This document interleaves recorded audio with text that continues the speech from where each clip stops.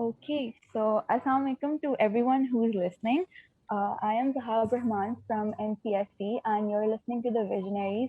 Today, for our second episode, we have a really prestigious guest that we're honored to have here, and her name is Miss Raina Khan Barki. And without any further ado, I would give her the floor to introduce herself. So, hello, Raina, how are you? And please tell our audience something about yourself. Hello, Zahav, and to all those people who are listening to me right now. This is me, Raina Khan Barki, and sounds funny to state out all of your credibilities, but I am the founder and CEO of the Zenana Foundation, a non-profit organization. I've also served as the Global Youth Ambassador, and just recently I got awarded with the Diana Award and the Pride of Pakistan by the ISPR. So I think that's it for now. Those are all like wonderful achievements, and I honestly feel so proud to be talking to someone who has all of that on her plate and who's like honestly such a big pride for all of us here at Pakistan. I would just like to ask you, what is Zanana? What is the work that it does, and what are sort of the goals that you started the organization with? Zenana Foundation. So, Zenana is a non-profit organization, a youth organization to be exact, which aims to uplift the position of women in Pakistan via free and quality education alongside employment opportunities based on merit. So, initially, when I started Zenana, it was all about social media campaigning and awareness campaigns. But then a few things happened, which I think we talk about aage jaake in the podcast, which led to the formation of a registered organization and then a school, a free school that we're running, and then vocational training centers and so on. Okay. So when you say that when you first started Zanana, it was all about social media campaigns and spreading awareness on social media. What was it that inspired you to take up that decision and to start that platform? All right. So I'm also an exchange student, something that I forgot to mention earlier. So I went to the US where I attended different workshops on leadership and community services. And to be honest, when I was in the US, I learned that in order to, apply to universities abroad, there's this thing known as community service, or there's this certain number of hours that you need to complete. Although I didn't want to apply to the US to study, but there was this thing in me, why isn't such a requirement, placed in Pakistani universities, like the ones being run by the government, where, people have to do something for their community. They have to have a skill set and like things other than grades, things other than, A stars and A's and all of that. Yeah. So when I came back, I decided that, I got this exposure. I was amongst 30 people from all over Pakistan, and I had this opportunity to go abroad and learn something. So it's about time that, I spread the awareness that I've got via a platform. So I made this account. I was 15 back then. So I made this Instagram account. But when I made it, I realized that when I talk about menstruation, when I talk about female hygiene, when I talk about women rights, women empowerment, these things reach to people who already have those, right? If someone has access to internet, they also have access to all this information. Um, I wanted all that information, all that awareness to go to women who are in the slum areas, the women who do not have access to all of this, women who are not, privileged enough to be able to learn about their rights or know something, a word like right? So I decided to start from the grassroots level, and that is when I started teaching my house help's daughter. And it started from there. The entire thing began to expand from one student to a couple, and then 15 students. And it's just how we moved from my house, the dining table that I used to teach the girl on. We went to my lawn, from the lawn to the community park, and then eventually we had this schools set up for women in Gohawa, Lahore. And that's still being run, and we have over hundreds of girls, women, and boys too now. So yeah. Honestly, listening to your story makes me feel like the true gist of, when people say that change starts from your home. And I think that that is one of the things that I really relate with. A lot of people here, a lot of people specifically from our age group, they are spreading awareness about so many things, and they're talking about so many important things that need to be talked about. But I also often feel that we're not reaching the right audience. We're not reaching the people who Exactly. actually need to hear these things. So I think that it's so great and it's so empowering to hear that you had that thought process and you thought to reach out to people that, are usually neglected in our society, that are usually pushed to the side, and the people who actually need this information even more than us because they're living very drastically different lifestyles. So, with that being said, how does it make you feel when you see the sort of impact that Zenana has, and how far do you see that impact going right now? So I'd start off with something that I did before Zenana. Zahab, so I hail from a conservative Pathan family, Mm-hmm. and my father had to leave his tribe and move to Lahore to, provide something as basic as education to his daughters. When I Mm-hmm. moved here and when I got selected for an exchange to the US, there were men at my house, the family people, my relatives to be exact for. So all of them had gathered to decide whether or not I should be going. So everyone was going to decide, okay, is this girl from our family going to go abroad and study and stay there all alone for a month? That Yeah. is when my father took a stand for me.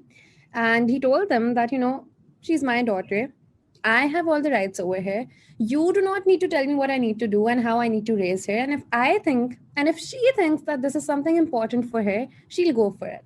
And she does not need validation. She does not need anyone's permission to do that. So all of them left disappointed. But since my father took a stand for me, I was strong. I was confident. I knew that someone believed in my abilities and someone saw more than just a girl going abroad and living on her own. Yeah. Just say the change began. The next year, all these men, or a few of them, were at my place and they wanted to learn about the application process so that they could apply for their daughters as well. And I think that is when I knew, okay, we've done something. There's this ripple effect that's taking place. And now, since I went, I broke the stereotypical barrier. Other girls in my family can finally, step out and go and learn that, this isn't something bad. It's a basic right. Right to education is something so basic, and it's something that you're born with. No Yes. society, no human being is ever going to give that right to you. You're born with it. It started from there, and now when I see talk about Zenana Foundation. So when I set up this entire school after enormous fundraising events and door-to-door campaigns, I think we hardly had like 15 to 20 students enrolled in our institution. And I was a bit disappointed because initially I used to think women aren't studying because they do not have such campuses, or that they aren't, provided with a platform where they can pursue education or careers. Like, and although the school was there, women weren't ready to step out, or they weren't allowed to step out in those areas, the slum areas that surrounded the school. I started door to door campaigns again. We started to, reach out to these people, the men and their families, and we started to tell them that, this isn't something wrong. Um, if you are educating your daughter, you aren't making her too liberal. She's not going to, leave her religion or all the Yeah. things that they had, all the misconceptions basically. And we tried to, talk to them politely. We tried to bring them on the table. The effect, came into place after that. The men who used to tell me when I used to go to their houses to tell them that, you should send your daughters, your mothers, your wives to our school so that they can get educated. They used to send me back. They stopped, the next day when I went, all of them stopped me at the entrance of that area, the slum area, saying that I was there to spread a very liberal idea and मैं बेटियां खराब कर दूंगी उनकी पढ़ाई का नाम लेके वहां पे. So Mm. now those men are the ones who were there outside the school, dropping their daughters, dropping their wives, waiting there. Agar there's a table that is broken, someone's father who's a carpenter would come running in and saying, like, we don't want this entire thing to stop, and we'll pull in. And if there's something that we need, maybe anything, anyone, some of them just comes in and they're there to help. They're there to drop their daughters. If we're off for a day or two, they're calling us up that, our daughter is at home. What is she going to do? Please open the school. Especially in this year, during this year, when there was Yeah. COVID and the schools were shut down, we had calls coming in from the men, the brothers, the fathers, the husbands that, they've been at home since a while. Now, when is the school going to open? They have to go back and get educated as soon as possible. So I think that's how the change is coming. And yeah, that's something that keeps me going as well. Yeah, and how does it make you feel to see such a big change from like one extreme where people were completely shut down about educating the women in their family, and it was like a complete no-go area, like you couldn't even have a conversation about it, to now where they're themselves pushing for them to get this education and to get this avenue. How does this change make you feel? And how does it make you feel that you were the one who managed to bring it out? I think one thing that I've learned from all of this is to be grateful and humility. I did not need some power, authority, a seat, or an office to do something. I was a 15-year-old who started all this. Okay? So if a 15-year-old can impact hundreds of women, and if a 15-year-old can go to slums and talk to people and convince them, I fail to understand why politicians can't do something similar who have like literally all of the country's budget. Why can't people who are as old as me, maybe मेरे जितने भी लोग हैं, they have access to things, they have access to different platforms, they can have fundraisers, they can go out of their houses, spend an hour or two with these people, convince them. So it's all about the day we decide to bring a change. We have the things that we need, we have the tools that we need, we have time, we have the sources to do all this. It's just about the day we decide, the youth of my country decides that we have to do it, and we have to step out, and we have to um, change lives. And I think the day we decide to do it, like from the grassroots level, we'll bring a change, and it's not that far away. It's just that we need to realize, and that's the day I'm waiting for. Yeah, and I think that often we really forget the power that we hold, that the power that all of us can True. bring out from inside of us. Because even in my own circle and the people around me, like I go to university and every day I hear everyone talking about how the politicians aren't doing anything, how the bureaucracy isn't doing anything, and how XYZ person isn't doing anything. And all of that makes sense and all of that is very valid. But at the end of the day, it really does True. sound, what are you doing? Because the youth of our country, I cannot, like, I'm sure we have so many smart people, like so many talented people, so many people with big ideas like yours, and all they need is just a little push to get them out there. And I think that a story like yours and what you're doing, the work that you're putting in, can be really beneficial for that. So I would really like to hear, who are some of the people that you think were your biggest supporters during this time. So you mentioned that you used to go to slum areas and you used to do all of these door-to-door campaigns and all. And I think that for someone who's 15, obviously that's something that must have required a lot of support and must have required, in all forms, like emotionally and what do you call it, mobile support and all of that. So who do you think are some of the people that sort of stood by you through everything that you did? The people who stood by me, I think my parents, nothing would have been possible without their support, and how, they stood up, like I told you before, how they stand up whenever Yeah, there are people trying to say something to me, trying to put in barriers in my way. Pretty sure the youth is listening to me right now. So if you are someone who's trying to do something, look at the people who are there to support you, and do not look at all the people who are there to criticize you or pull you down.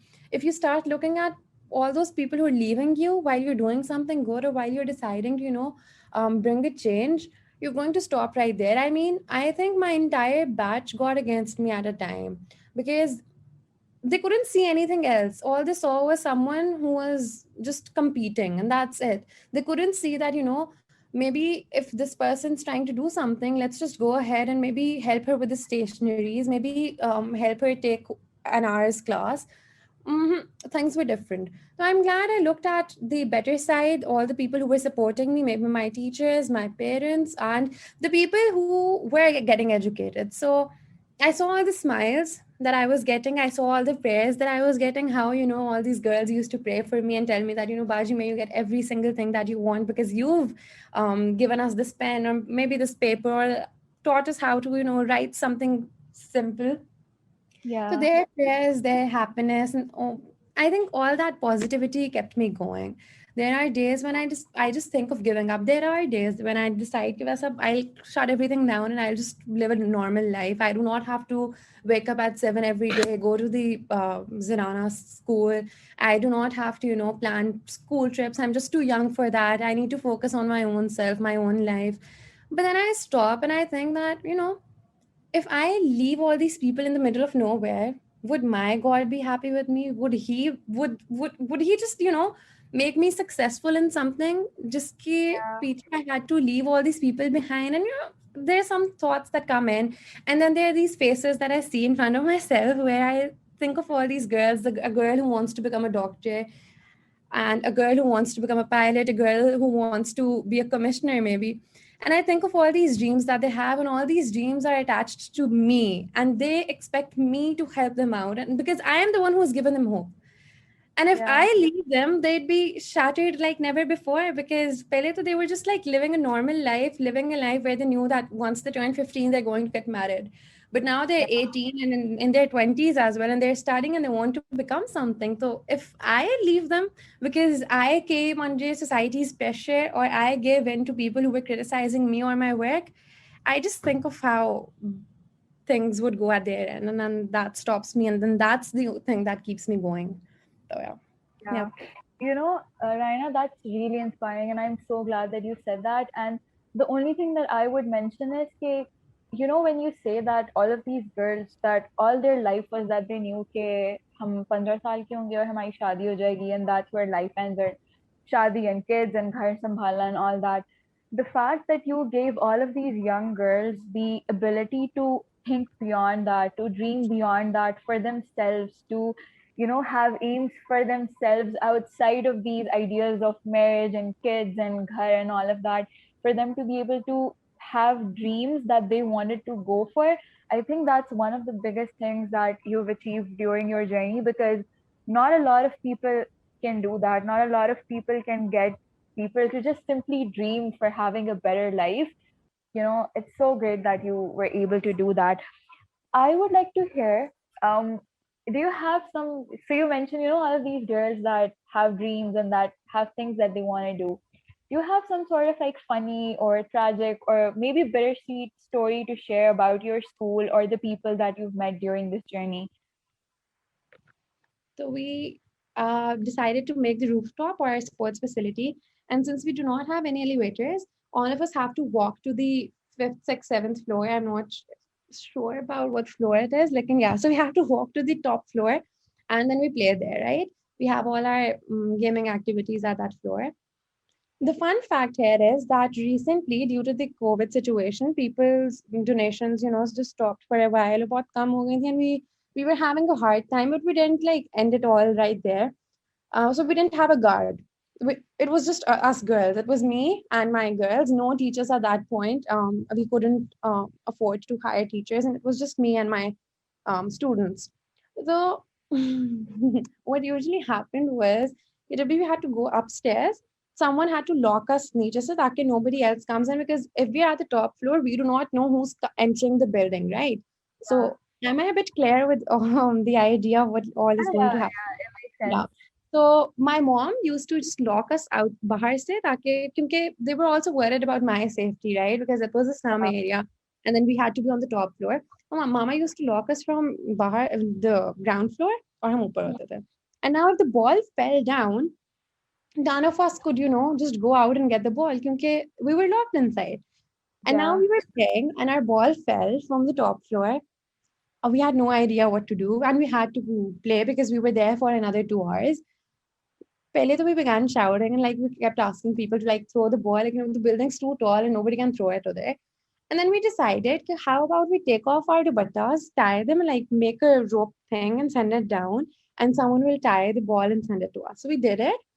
And that is when I realized we were live on Instagram as time pay, and people started commenting that, this is girl power and this is how women are empowered. Like, if they come together and form this sisterhood, this is how they can overcome obstacles. And that is when I realized we just took off our dupattas, we tied them, and we came out of it because we puri top building se end tak ja raha tha, and then this guy came who tied the ball, helped us, and then we got it back. So that's something we do right now every single day. And that's something that makes me realize about the power of sisterhood that we all have. If we you know, start uplifting all the other women around us, and if we start supporting all the women around us instead of, trying to bring them down, or instead of, trying to compete with them, something which is very common in my society, unfortunately.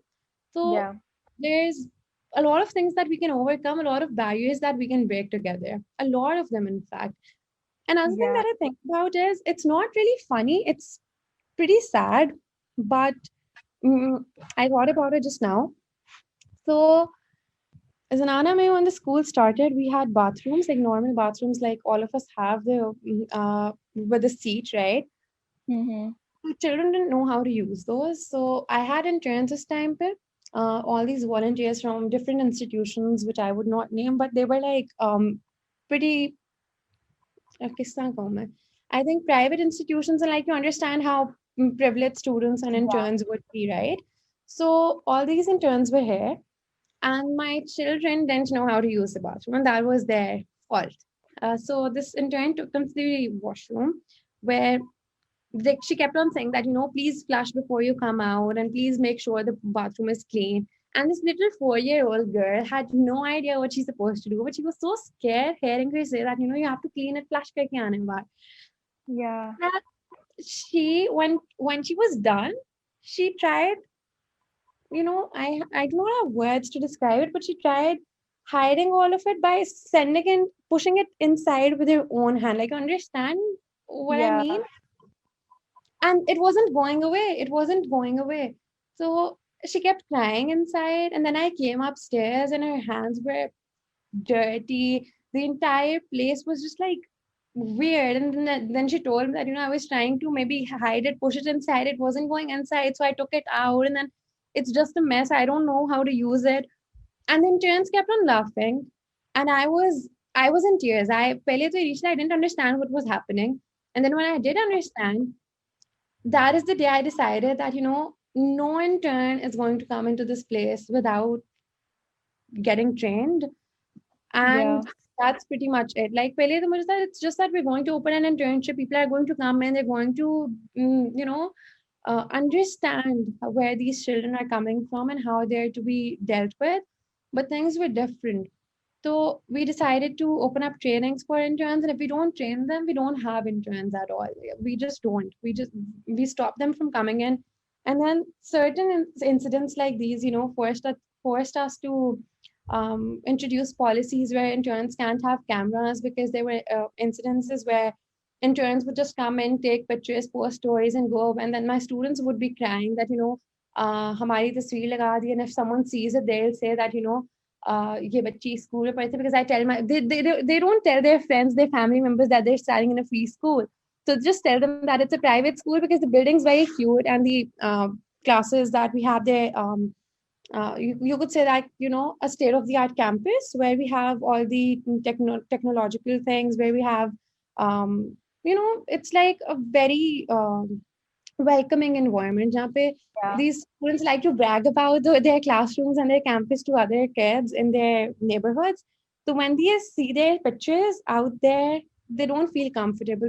I think it's incidents like these that really make you realize the sort of systemic class differences that exist in our society.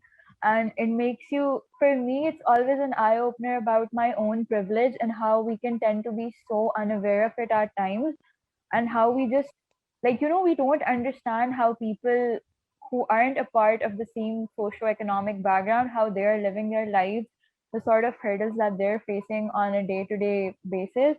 And it's just like this huge, reality check where you're just like, oh wow, I did not know that that was happening. So yeah, I know that that must have been a very hard realization to come at terms with. But how do you think that I or anyone else who's watching this or who's listening to this podcast, how do you think we can support the work that you do, or your foundation, or your girls that coming to your school? Hi, so the first thing is monetary donations. You can, send in cash if you want to, if you can afford to do so. But if you can't, you can always give us your time. We have these online classes going on because COVID's around, and we can't have students at our campus. We have these online classes for house helps, where if a girl's, if if there's a woman who's employed at your house who wants to study, I'm sure everyone wants to. So Yeah. you can enroll them into our online school, which is for free. All you have to do is you have to make sure that the student or the your house help is attending the classes on time. The timings are flexible, so you can choose between 30 minutes to 60 minutes, and it's going to be according to you. And all you have to do is connect the house help with us via Zoom or Skype, anything that you're convenient with. So that's the first option. Second option is going to be you volunteering to teach people. So just like fill out this internship form, and you would be connected with a student or house help who's living anywhere in Pakistan, working anywhere in Pakistan, and you can just teach her for an hour, for 30 minutes, even 15 minutes if that's the only time you've got. So yeah, maybe just give us a few minutes out of your busy routine every day, or a few days of the week, and we can help educate women around us. Yeah, I think these are such easy ways for people in my age group or people, who are students in studying in universities. There's such easy ways to engage with other people, and there's such easy ways to put your time in.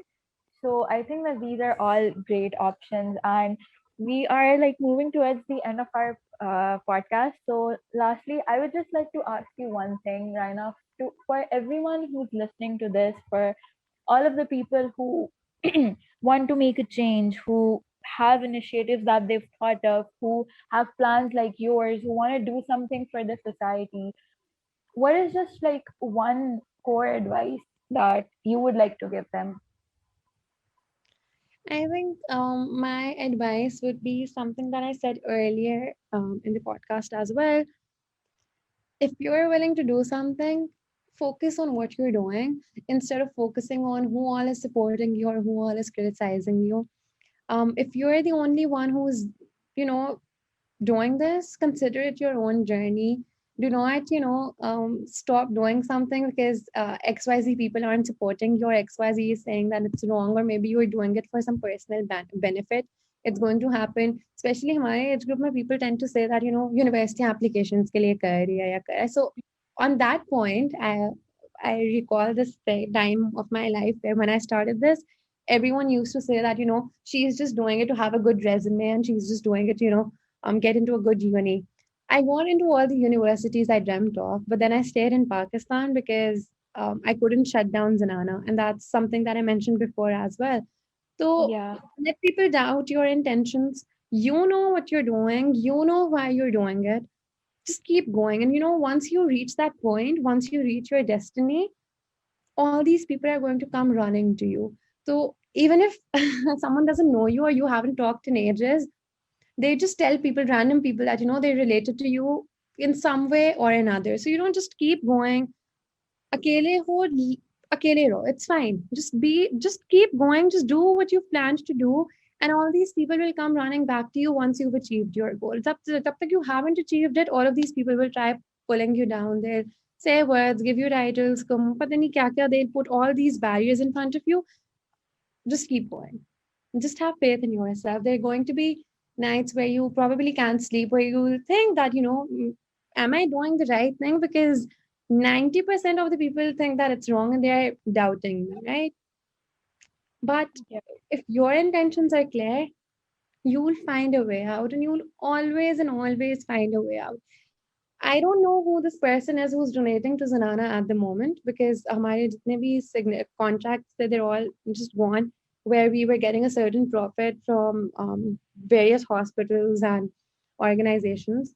But then there's this person who's anonymously donating to us every single month, and it's a huge amount.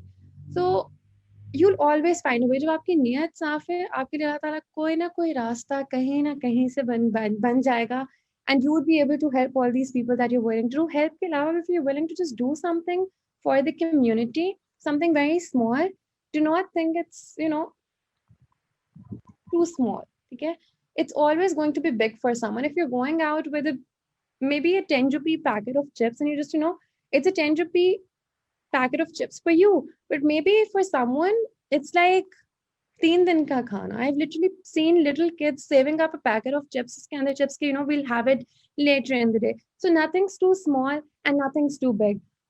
Whatever I'm doing, it's not too big because there's always room to do more. And if there's something very small, which is very small for you, it's going to be very big for someone else. So just don't stop thinking about it. I mean, just stop thinking about it and focus on what you're doing instead of focusing on what everyone is saying and who all is there for you and who all isn't. Just keep Yeah, going. Yeah. that was really insightful. Thank you so much, Raina, for sharing that with us and for taking out the time to do this. I think that the work that you're putting in, it's really important and it's making a huge impact. And I feel honored to have had this conversation with you.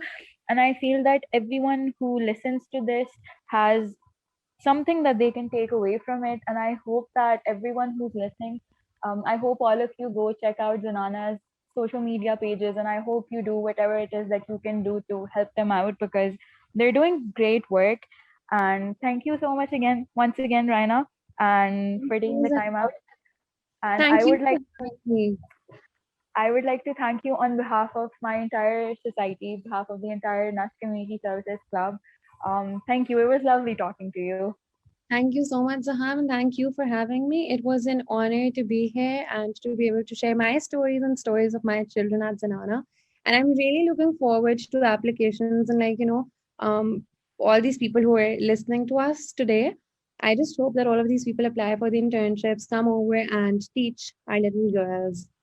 So yeah, Yeah. I'm looking forward to all of that. Thank you so much, Zaham. Means so much to me.